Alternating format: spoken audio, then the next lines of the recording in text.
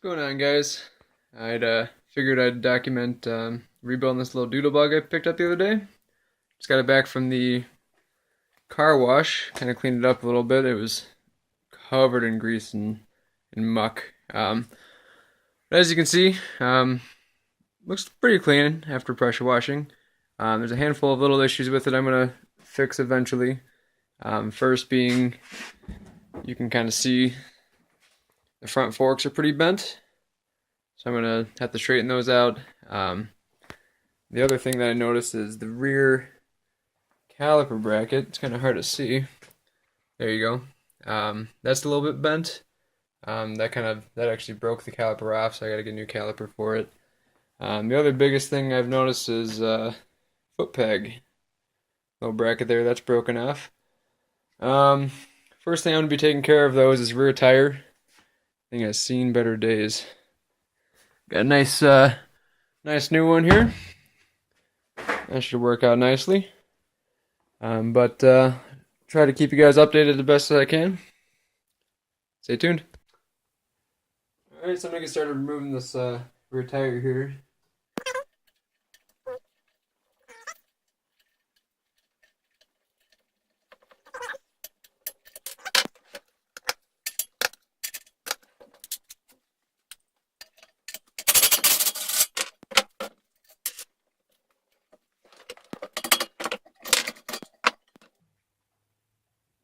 Okay.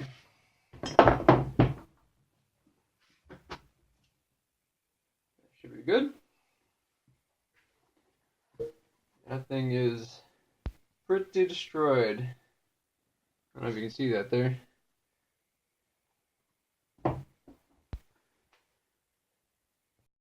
Alright, so my plan was to pull the sprocket and disc off, just so I had some more room to pop that tire off. And this is what I found. I don't know if you can see there or not. Those are super chewed up, so I'm going to spend some time trying to get those out real quick. Let me sit you down. Here, I'll see if you stay up there.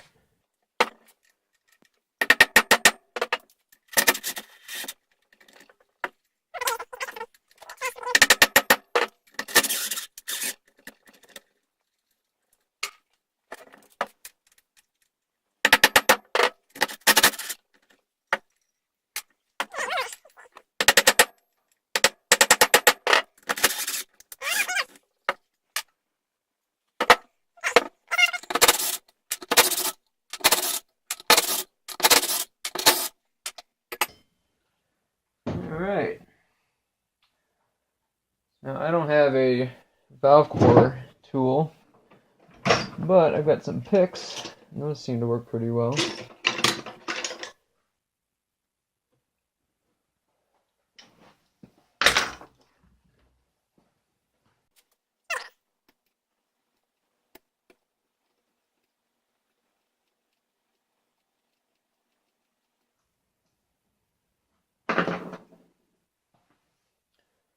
There you go. Who needs the right tool? Okay, I'm gonna get these beads popped off, and then I'll bring it right back. Alright, so I got those beads popped off the rim there. That was a fight in itself. But next I'm gonna probably pull the tire off this way. I always found it works a lot better if you put some like Windex or soapy water or something like that. Keeps it from sticking, pops right off usually. If I'm lucky. Okay. And then what I'd like to do, the long pry bar, put that one underneath, and then prop it right up against this that hub there, and then just start pushing it along.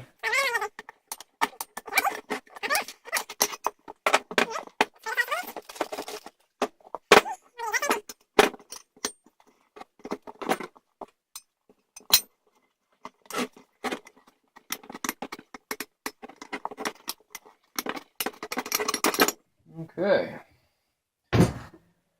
There you go.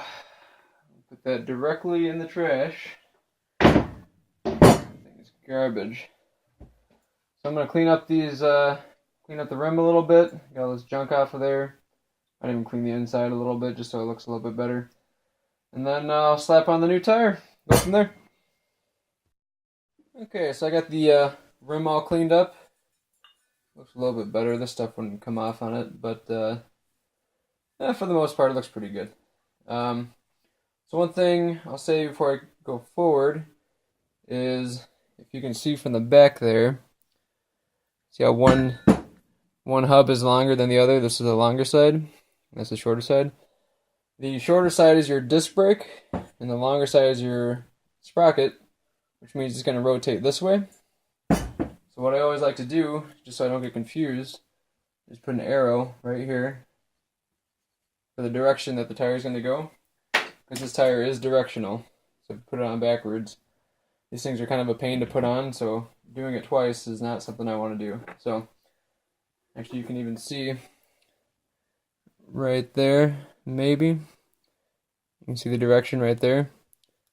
And then also, I mean, obviously, the pattern kind of tells you which way to go to. Alright, so to start putting this on, I'll probably go from this side. There's my arrow. Which means it's going to be turning that way. So I want a lot of lube on this one. These new tires are super stiff, and they do not like to go on easily.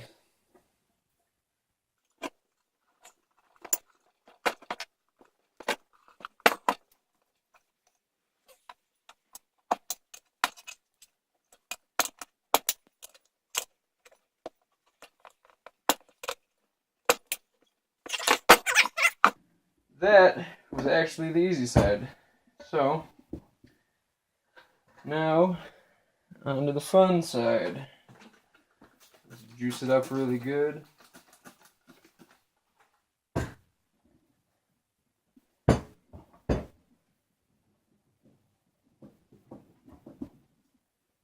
Actually, it might be easier to do this on the floor so I can kind of hold it down. Alright, we'll see if we can't get this side to get started.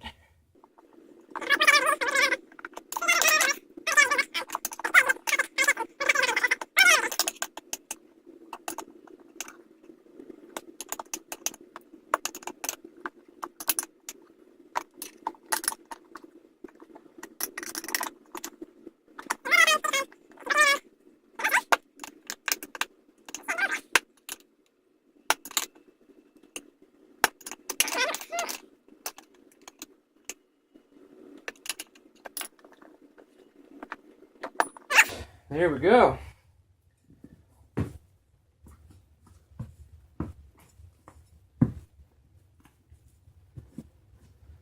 So now, I need to put some air in it, seat the beads, and then I'll put the core back in the valve stem, and then get it filled up. I gotta charge up the air compressor real quick.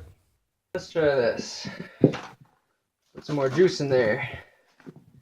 See if we can get it to slide on a little bit easier.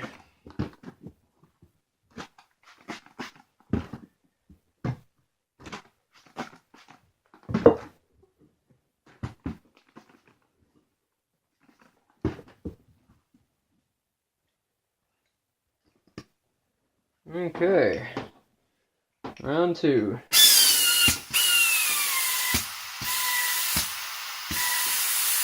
There's one.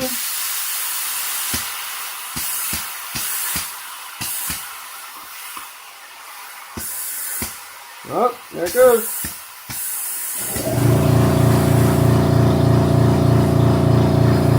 I think we got it. Alright, so I got the bead all seated. So now I'm going to throw back in my valve core. Make sure it's clean, there's no junk on there. Pass that in. And then thread it back down in there. I really need to get a valve core tool, but you know what, this works. So I'll do this for now. Once these are all the way in, you don't want to over tighten them. They'll strip pretty easily. So just kind of get them bottomed out and then snug them up a little bit past that. That should be all you need. Okay. I'm going to set this up to about 10 psi or so.